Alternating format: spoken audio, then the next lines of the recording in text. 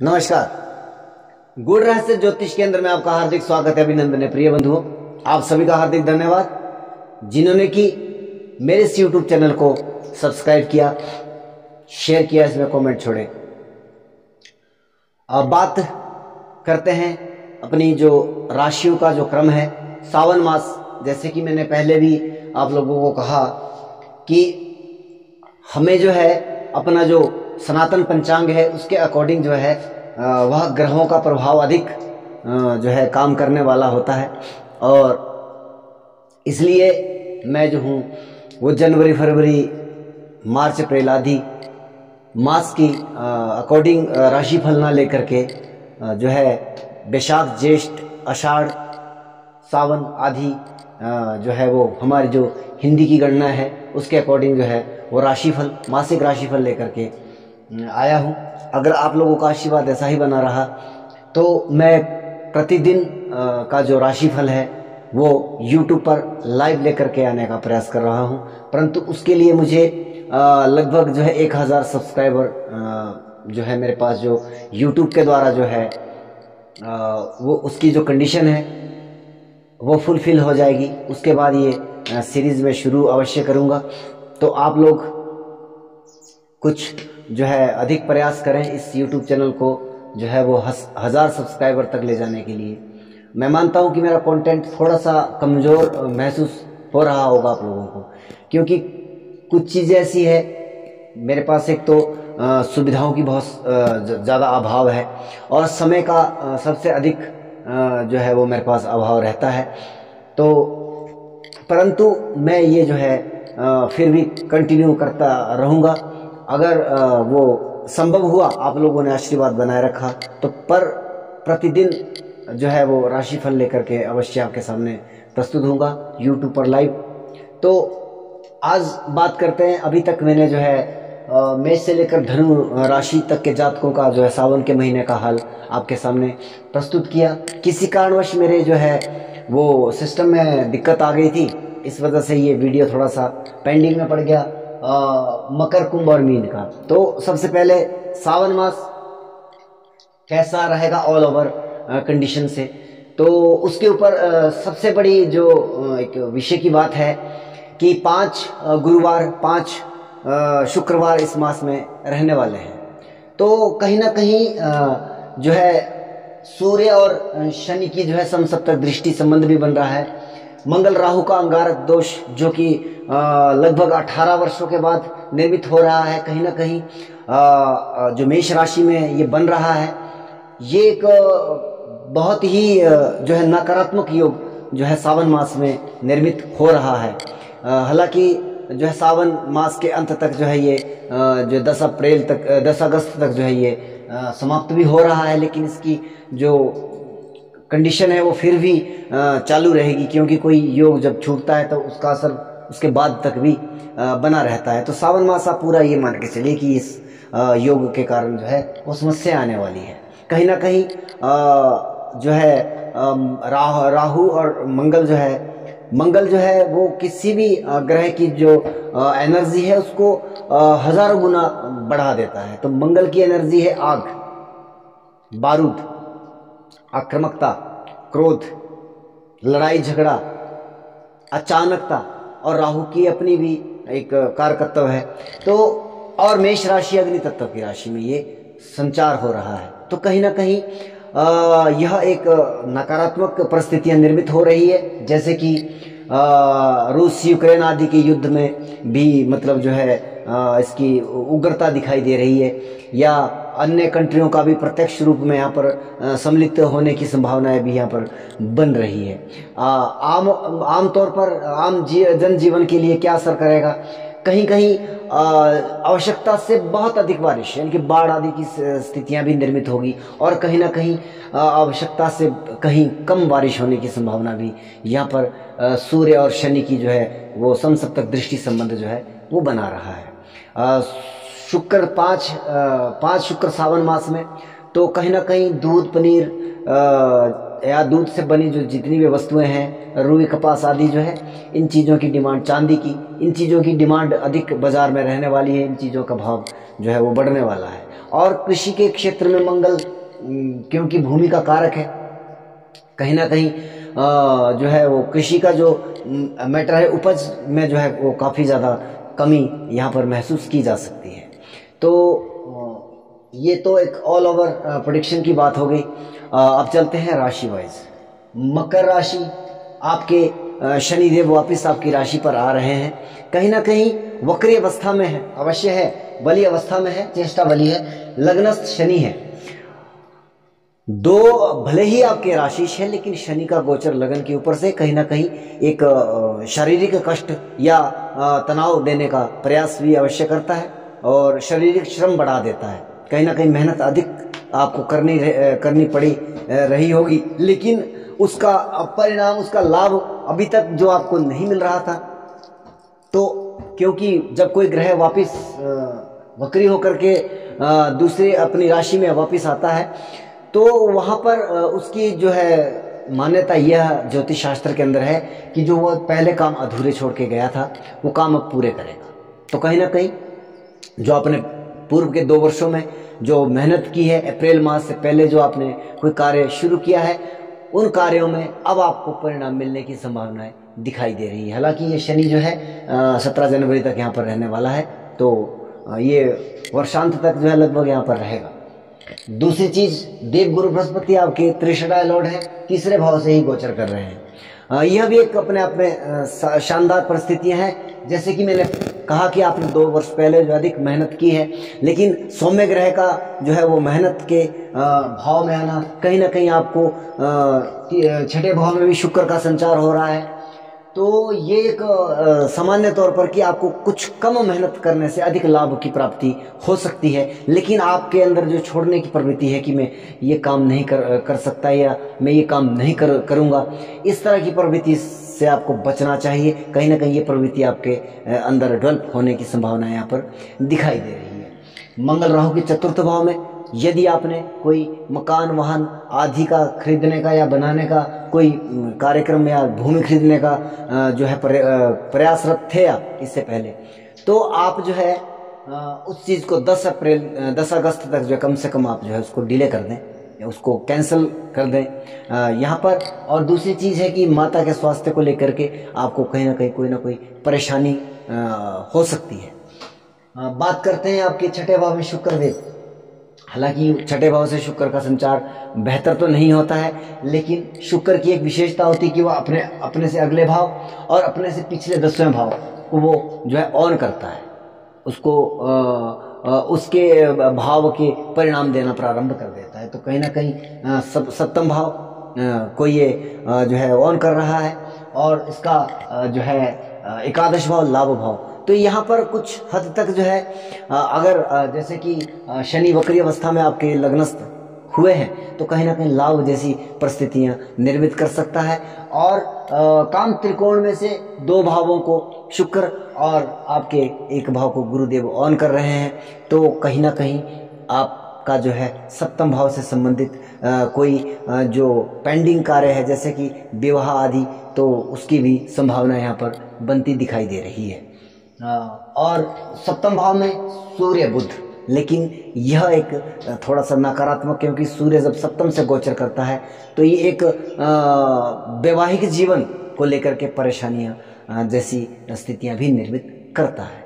तो यहाँ पर कहीं ना कहीं भाग्येश का सहारा यहाँ पर आपको 7वें भाव में मिल रहा है, तो वो प्रॉब्लम तो होगी, लेकिन वो जो है धीरे धीरे आप जो उसको अपने बुद्धि के बल पर जो है उसको कंट्रोल करने का प्रयास करेंगे। 10वें भाव में केतु का संचार, 10वां भाव आपके ये लगभग जो है 1-1.5 वर्षों तक ये यहाँ पर रहने वाला है। कहीं ना कहीं केतु जिस भाव से संबंध बनाता है उस भाव को ब्लॉक कर देता है, तो कहीं ना कहीं कार्य क्षेत्र में दिक्कत यहाँ पर दिखाई दे रही है। जो भी आप कार्य करते हैं उसमें थोड़ा सा प्रॉब्लम के बाद वो सफलताएं मिलने की संभावनाएं यहाँ पर दिखाई दे रही है। 1 अगस्त को बुध देव जो है वो अपने से वहाँ पे 8वें भाव में संचार करेंगे और 6 अगस्त को शुक्र देव आपके सप्तम भाव में वो प्रस्थान कर जाएंगे। तो यहाँ पर जब शुक्र अष्टम में आएंगे तो कहीं ना कहीं सूर्य के साथ बैठे हैं, सूर्य राजा है, शुक्र भोग है, तो आपका जो सप्तम भाव है वो काम भाव है। तो कहीं ना कहीं यहाँ पर एक थोड़ा सा बच के आपने जो है अपने जो काम भावना है उस पर आप कहीं ना कहीं कंट्रोल अवश्य करें।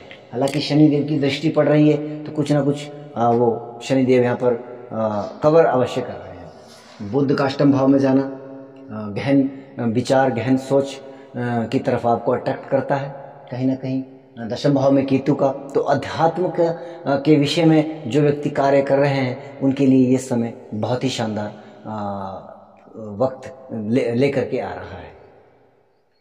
तो अब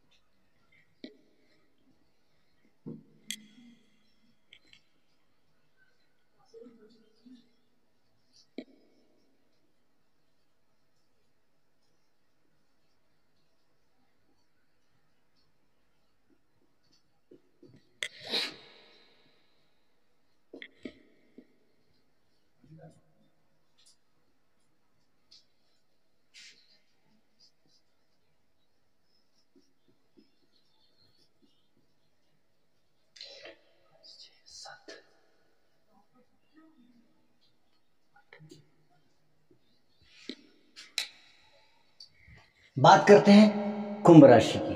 कुंभ राशि के जातकों की केंद्र, हालांकि जैसे कि मैंने कहा कि जो स्थिर राशियां हैं वह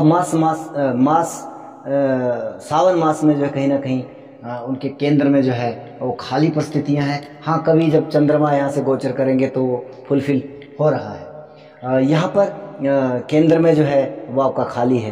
हालांकि गोचर में भी इसका एक प्रभाव हो सकता है, इसमें कोई संदेह नहीं है। जब केंद्र भाव खाली होता है तो ऐसे जातकों के लिए पराया कहा जाता है कि ऐसे व्यक्ति का जीवन वो खाली खाली रहता है।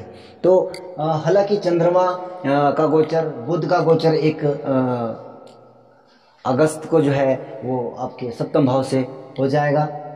फिर ये स्थितियां ज़्यादा लंबी ये स्थितियां नहीं हैं। बात करते हैं आपके लग्नेश शनिदेव की। शनिदेव आपके द्वादश भाव में संचार कर रहे हैं, गुरु आपके दूसरे भाव में, राहु और मंगल आपके तीसरे भाव में, शुक्र आपके मास प्रारंभ में जो है वो मिथुन में। हालांकि मास प्रारंभ में बुध देव भी आपके पंचम भाव से ही गोचर करेंगे, लेकिन 17 जुलाई को जो है वह वापिस जो है आ जाएंगे, आपके छठे भाव में संचार कर जाएंगे सूर्य के साथ। केतु आपके नवम भाव में। तो क्या रहने वाला है आपके राशि का हाल। लग्नेश अपने से द्वादश भले ही राशि अपनी है, लेकिन कहीं ना कहीं 12वें भाव को अधिक बल प्रदान कर रहे हैं। यदि 12वें भाव से संबंधित आप कोई व्यवसाय करते हैं, कार्य करते हैं, या विदेश गमन या विदेश में रहते हैं, ये लाभकारी परिस्थितियां निश्चित तौर पर हो सकती है। आयात निर्यात का व्यवसाय है, निश्चित तौर पर ये लाभकारी परिस्थितियां हो सकती है। लेकिन जन्मभूमि में रहने वाले कुंभ राशि के जातकों के लिए कुछ यह समय अधिक व्यय होने का या खर्च अधिक होने की संभावना लेकर के आ रहा है। हालांकि गुरुदेव दूसरे भाव में धन की व्यवस्था को बनाए रखने के लिए और वाणी को सुंदर बनाए रखने के काम को कर रहे हैं। अर्थ त्रिकोण को भी अपनी दृष्टि से जो है वो अलंकृत कर रहे हैं, शानदार तरीके से जो है उसको ऑन किए हुए हैं। अष्टम भाव में भी इनकी दृष्टि होने से कहीं ना कहीं अष्टम भाव जो पीड़ा का भाव है उस भाव को भी रिलीफ देने का काम गुरुदेव यहाँ पर कर रहे हैं। तीसरे भाव में मंगल राहु। हालांकि एक कुंभ राशि के जातकों के लिए एक मेरा सजेशन ये रहेगा कि वाहन हो सके तो अवॉइड करें। 10 अगस्त तक मत चलाइएगा दोपहिया वाहन या कुछ इस तरह की दुर्घटनाओं के संकेत मिल रहे हैं। ट्रेन आदि की यात्रा को अवॉइड करें, यात्राओं को ही अवॉइड करें। अगर आप सही मायने में अगर मैं बात करूं, क्योंकि तीसरा भाव हमारा यात्राओं का है, कह रहे हैं लोग कि बहुत शानदार होता है उच्च भाव में मंगल और राहु का, लेकिन किसके लिए अच्छा हो सकता है? आप संघर्ष करेंगे, आप मेहनत करेंगे, आप जो है लड़ करके कोई वस्तु प्राप्त करने की अगर बात होती तो वहाँ पर उपचय भाव में जो है आपके क्रूर ग्रह है वो अच्छा काम कर जाते हैं। वो आप लड़ करके भी फाइट करने की भी आपके अंदर क्षमता होती है, लेकिन ऐसा नहीं कि ऑल ओवर हर चीज़ों के लिए अच्छा हो जाएगा। तीसरे भाव से हम वाहन की ड्राइविंग आदि देखते हैं या रेलवे आदि को देखते हैं, तो यहाँ पर थोड़ा सा आप लोगों को संभल करके यात्रा करनी है। आप वाहन चला रहे हैं तो संभल करके चलाइएगा, क्योंकि काम काज करना है वहाँ पर जो है वो ऐसा भी नहीं है कि आप घर में बैठ करके वो सब करोगे, लेकिन यात्राओं को, लंबी यात्राओं को अवॉइड करने का प्रयास करिए। तो पंचम भाव में शुक्र आपके भाग्येश भी है, शानदार ये सहयोग बन रहा है। कहीं ना कहीं पंचमेश का छठे भाव में आना, सूर्य के साथ में सूर्य सप्तमेश है और पंचमेश भी आपके बुध सप्तमेश, अष्टमेश और पंचमेश की युति जो है छठे भाव में बन रही है। तो छठा भाव जो है वो यह भी एक जो है ताकतवर भाव बन रहा है। कहीं ना कहीं कंपटीशन आदि के लिए, कोई कॉम्पिटिटिव एग्जाम आदि के लिए अगर आप जा रहे हैं, शानदार योग बन रहा है। यहाँ पर आपको सफलताएं प्राप्त हो सकती है, खास करके यदि आपका वह कंपटीशन का एग्ज़ाम जो है वो एजुकेशनल साइड से लेकर के है तो और भी बेहतर वो कार्य कर सकता है।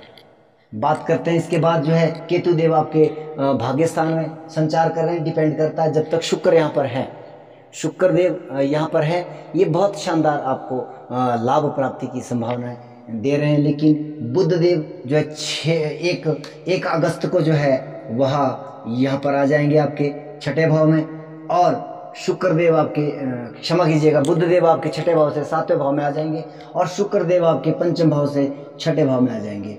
यहाँ पर भाग्येश का छठे भाव में आना कहीं ना कहीं नौकरी पेशेवर के लोगों के लिए एक शानदार योग या शानदार परिस्थितियां निर्मित कर रहा है। या आपको कुछ ना कुछ यहाँ से लाभ प्राप्ति की संभावना बने सेवा में, या आप ऋण के लिए अप्लाई कर रहे हो, आप बहुत समय से पेंडिंग में पड़ा था, अभी शुक्र देव आपको वहाँ पर आपके भाग्य के सहारे जो है आपको वो ऋण आदि, लोन आदि देने का भी प्रयास कर सकते हैं।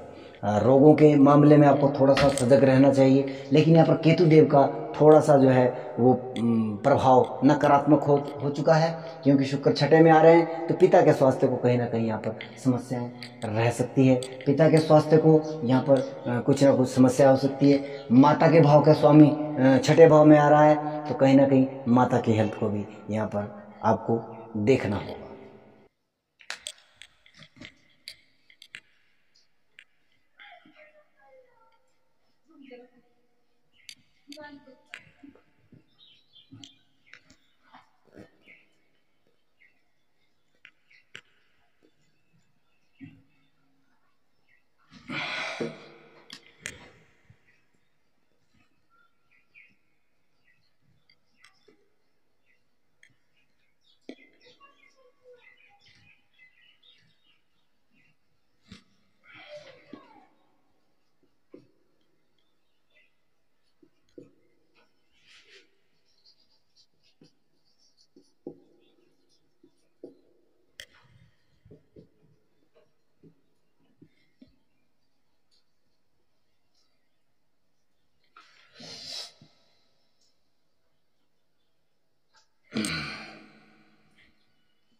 बात करते हैं मीन राशि के जातकों की। हालांकि वर्ष भर लगन भाव में आपके राशि के ऊपर से गुरुदेव का संचार हो रहा है, अत्यंत सुंदर श्रेष्ठ। कहीं ना कहीं अगर मीन राशि के जातकों की मैं बात करूं तो वहां पर थोड़ा सा मानसिक अशांति तो जरूर बनी रहेगी। ये एक इसका थोड़ा सा नेगेटिव साइड जो है मुझे दिखाई दे रहा है। दूसरे भाव में मंगल राहु, तो कहीं ना कहीं वाणी को संभाल करके रखिएगा। बोलते समय बहुत, जैसे बोलते हैं कि पहले बोलो, पहले तोलो फिर बोलो, आपके लिए वह फुलफिल हो रहा है वो प्रिंसिपल। आप जो है उस चीज़ का जो है कम से कम 10 अप्रैल तक जो है आपको ये करना आवश्यक होगा, क्योंकि ये स्थिति आपके दूसरे भाव में है। धन का मामला है, धन मत दीजिएगा किसी को, क्योंकि ऐसी सिचुएशन में वो धन आपका जो है वो वापस आने की संभावना है। या इन्वेस्टमेंट से बचिएगा, या आप जो है कोई नया बैंक अकाउंट वगैरह मत खोलिएगा 10 अगस्त तक। ये आपके लिए एक एडवाइस रहेगी मेरी तरफ से, मानना ना मानना आपकी इच्छा है। लाभ भाव में शनिदेव लाभेश होकर के द्वादशेश भी है। तो कहीं ना कहीं 12वें भाव से संबंधित, यानी कि अगर विदेशों से कोई आपका संबंध व्यवसायिक संबंध है तो वहाँ से आपको लाभ प्राप्ति की संभावनाएं शनिदेव दे रहे हैं। हालांकि वह लगन पर दृष्टि दिए हुए हैं, तो कहीं ना कहीं किसी काम को डिले करने की भी शनि की एक प्रवृत्ति मानी जाती है। शुक्र देव का चतुर्थ भाव में गोचर, एक शानदार गोचर। चौथा भाव सुख का भाव हमारा, वाहन मकान आदि भूमि का जो है, भूमि भवन आदि का जो है ये मकान, ये भाव है। तो यहाँ पर शुक्र जो है भूमि भवन वाहन आदि की जो है वो संभावनाओं को सुंदर बना रहे हैं। इन सब चीज़ों में आपको लाभ प्राप्ति की संभावना यहाँ पर बन रही। पंचम भाव में वाणी के बुद्धि के कारक बुध देव सप्तमेश भी हैं और चतुर्थेश भी हैं, और षष्ठमेश सूर्य के साथ। हाँ, कहीं ना कहीं आपका लगाव प्रेम संबंधों की तरफ बढ़ सकता है ऐसे समय में, लेकिन छठे भाव के स्वामी सूर्य देव, सूर्य जो है वो किसी भी भाव में बैठते हैं उस भाव के प्रति अलगाव आदि की सिचुएशन क्रिएट करते हैं। तो यहाँ पर प्रेम का मामला थोड़ा सा सावन मास में आपका फीका फीका सा पड़ रहा है। बात करते हैं अष्टम भाव। अष्टम भाव में केतु देव है, तो अगर पूर्व में आपको जो है पाइल्स आदि की समस्या है या कोई गुप्त रोग आदि की दिक्कतें हैं, बढ़ सकती है, यह संभावना यहाँ पर दिखाई दे रही है। तो ऑल ओवर यहाँ पर 1 अगस्त को बुध देव आपके छठे भाव में गोचर करेंगे, और शुक्र देव 6 अगस्त को जो है वो आपके पंचम भाव में विराजित हो जाएंगे।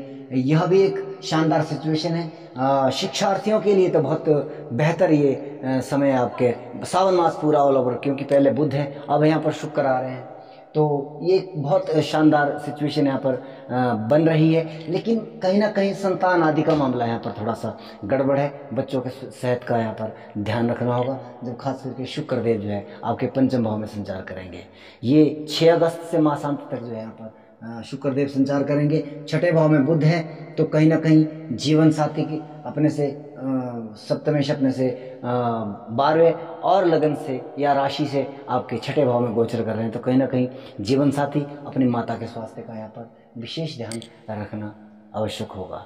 तो यह मास जो है सावन मास जो है 15 मैं पहले बोलना भूल गया, 15 जुलाई से लेकर 17 अगस्त तक रहेगा। आप सभी करें क्या, जो भी राशि के जातक जो है वो प्रॉब्लमेटिक महसूस करें, तो सावन मास से बेहतर कोई महीना नहीं होता। यहाँ पर मैं सभी के लिए एक ही उपाय, एक ही रेमेडी की बात करूँगा यहाँ पर, कि आप जो है सावन मास में रुद्राभिषेक करें, महामृत्युंजय जप करें, या अगर इतना कुछ नहीं कर सकते, आपको लगता है इसमें धन व्यय अधिक हो जाएगा, तो आप कम से कम इतना जरूर करें कि सुबह उठ करके स्नान ध्यान करने के उपरांत जो है आप जो है वो शिवलिंग के ऊपर दूध जल आदि का वो अर्पण करें हर रोज़ पूरे सावन मास में। तो आपका जो है मास मंगलमय हो, ऐसा भगवान से प्रार्थना करते हुए मैं अपनी वाणी को विराम देता हूँ। जय सिया राम।